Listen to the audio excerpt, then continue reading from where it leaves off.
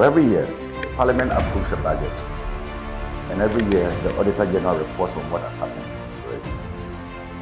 But between these two documents lies the whole subject of this presentation. For a very long time, we have treated that gap as a puzzle to be solved after the fact. We wait for the year to end, then investigate. We call this accountability.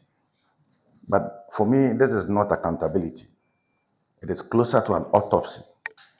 We are very good at explaining how something died, but less good at keeping it alive. Ghana has real institutions for this work, including Parliament itself, the Public Accounts Committee of Parliament, the Auditor General, the internal audit agencies, the Controller and Accountant General, the Public Procurement Authority, the Office of the Special Prosecutor, IOCO, and ultimately the Attorney General's Department. This is not a small list.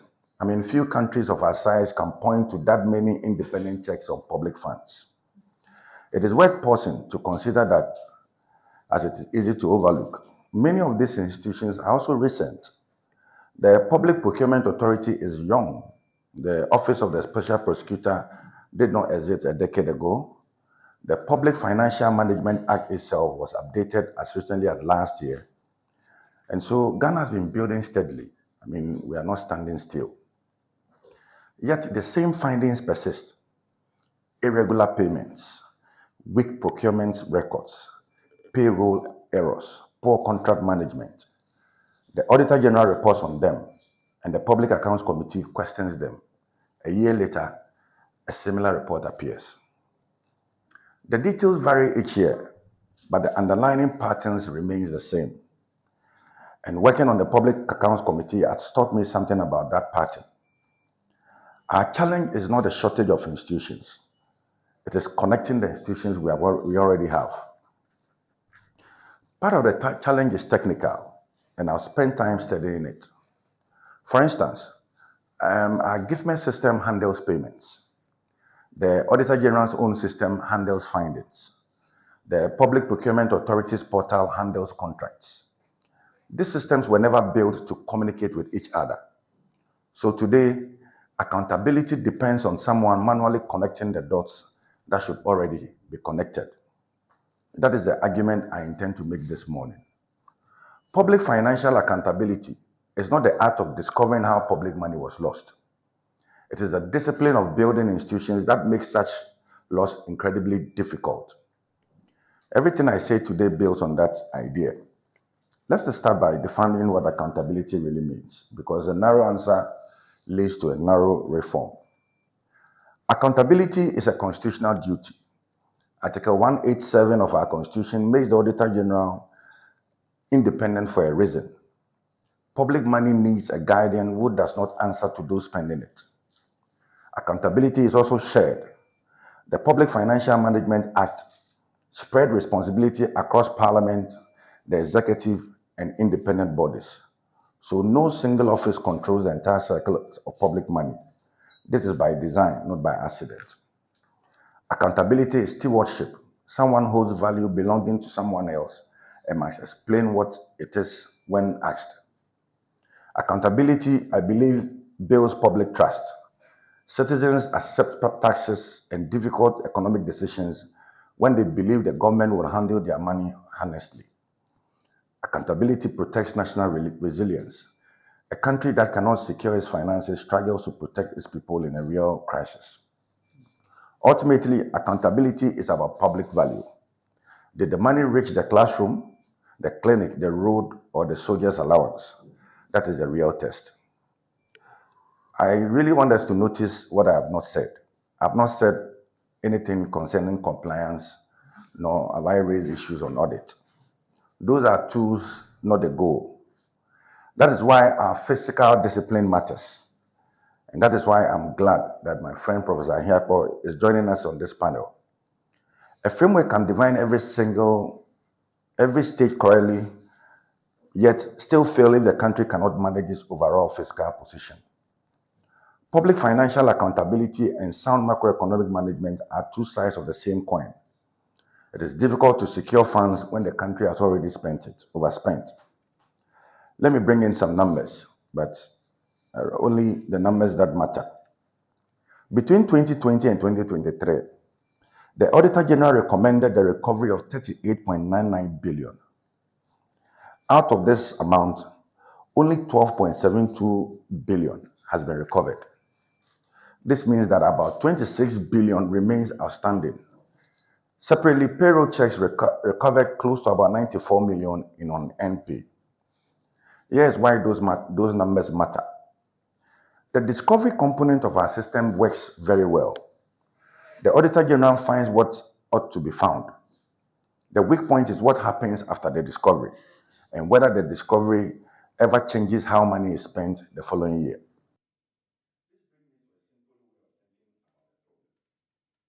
I want us to picture every cedi as a traveler. It does not just sit in an account. It moves through 5 stages before its journey is complete.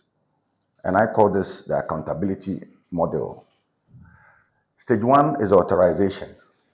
This is where Parliament will debate and approve the budget, and we give the plan of the central government that lawful claim on public money. Stage 2 is execution. Contracts are awarded, payments are made, and this is the work of the Public Procurement Authority and the Comptroller and Accountant General's Department. Most of what citizens see, roads, salaries, medicines, happens here. Stage 3 is assurance. The internal audit checks the transaction and the Auditor General verifies it independently. This stage, at which Ghana already does well, the stage that caught the 38.99 billion, which I mentioned a moment ago. Stage 4 is enforcement. The Public Accounts Committee questions the findings publicly. The Auditor General, the Special Prosecutor, YOCO, pursue recovery and sanctions. And 26 billion outstanding shows that this is where the chain weakens. Part of the reason enforcement lags is structural, not personal. A finding from the Auditor General is passed to the Public Accounts Committee, then to the Attorney General or the Special Prosecutor, before any recovery or sanction can follow. Each handover is a point at which a case can slow down, not because anyone is negligent, but because no single office owns the case from start to finish. Stage 5 concerns public value. Did the money improve someone's life? Was a school built or staffed? Was a clinic equipped and in use? Most systems, including ours, stop at stage 4. We check the transaction, but we rarely check the outcome. Public money is only fully accounted for when it becomes public value. Anything short of that is unfinished work. So this 5th stage matters most because it disciplines the other 4. When people know that spending will be judged by its effect on citizens, budgets are written more carefully, contracts are managed more closely, and enforcement moves faster. Government is not always the best judge of stage 5. Citizens and civil society organizations are often better placed to assess whether spending improved their life because they are the ones standing in the clinic and waiting on the unfinished road. That is a thread I expect Mr. Simmons to pick up shortly. So what should we do?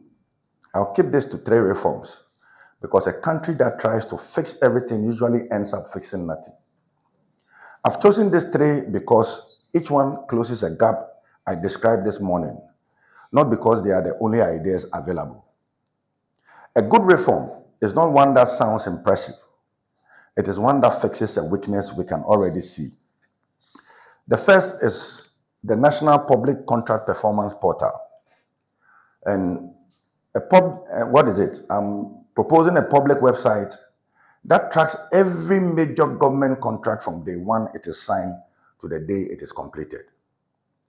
Why this matters is that right now, procurement information sits differently with the PPA and in different formats.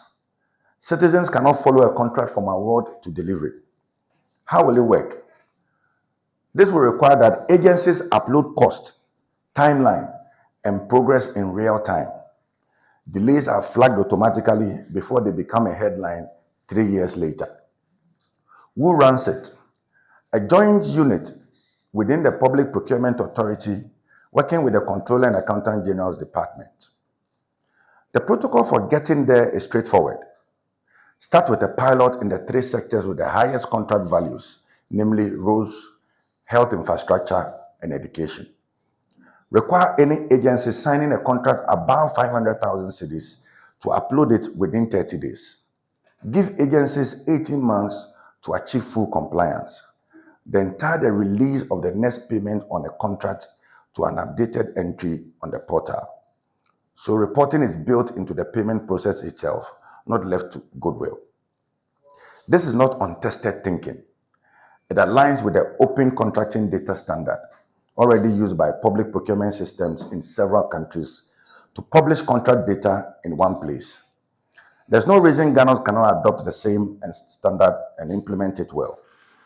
The second reform I propose is AI-assisted continuous auditing. Instead of waiting for an annual report to catch a problem after the money is gone, pattern recognition tools can flag unusual payroll or payment activity as it happens. This does not replace the Auditor General or the Internal Audit Agency. It gives them earlier warning while correction is still cheap. Here too, the protocol should be phased. Begin with the payroll, as it is the largest, most repetitive expense and the easiest place for anomalies to hide in plain sight. Once the model is tested and trusted there, extend it to the procurement and payments of all state agencies. House it within the systems already used by the Controller and Accountant General's Department and the Auditor General. So it strengthens what exists rather than building something new along it. Flag anomalies should reach the Auditor General and the Internal Audit Agency every month, not once a year. The third reform is the Public Accounts Implementing Office. Its sole role will be to track every Public Accounts Committee recommendation to completion and to report to Parliament each quarter on what has been done, what has been recovered, and what remains open. Ghana does not lack recommendations. We lack a dedicated office to ensure they are not forgotten. So the protocol can start immediately, as it does not require any new primary legislation. A parliamentary resolution is sufficient to establish the office, provide a public register with 1 line per recommendation indicating whether it is open, closed, or overdue. Set 18 months as a standard window for resolving a recommendation. If it remains open after that window, it is automatically referred to the Office of the Special Prosecutor or the Attorney General without waiting for fresh committee decision to trigger that step. Together, these 3 reforms strengthen the 2 weakest points in the journey: execution through visibility and enforcement through follow-through. This morning, I'm speaking to an audience that understands the important security principle. You do not defend a country by reacting only after a threat appears. You defend it by building systems that make certain threats hard to carry out from the start. Public monies deserve the same level of thought. A country cannot secure its budget. A country which cannot secure its budget cannot fully secure its people, because every leaked cedi leaves a clinic unequipped or delays an allowance for a uniformed servant. I want to close where we started, the gap between the budget Parliament approves and the audit report that follows. Ghana already has the institutions that close the gap: the Constitution, the law, the Auditor General, who does the work and uncovers what must be found. What remains is to connect these institutions so they act as one system, not 5 separate ones. Audit tells us where we have failed. Institutions determine where we have failed again. The next chapter of Ghana's progress will not be written by prosecutors, but by the systems so effective that prosecution becomes rare. And this morning, I have outlined one part of the picture: the machinery of authorization, execution, assurance, enforcement, and value. And I expect Professor Ahiapo to discuss the fiscal discipline underpinning it, and Mr. Simmons to let us know the role citizens must play in it. I look forward to what this discussion adds. Thank you very much.